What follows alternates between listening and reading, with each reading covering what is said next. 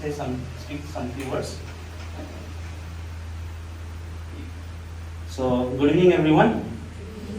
So today we are gathered here for this lamp lighting ceremony in honor of all the teachers who have taught us and given us wisdom throughout the years. That means during our early learning stage, pre-nursery, nursery till class 12, all the teachers and all our guides, even our parents and our elders who have guided us and given us life lessons.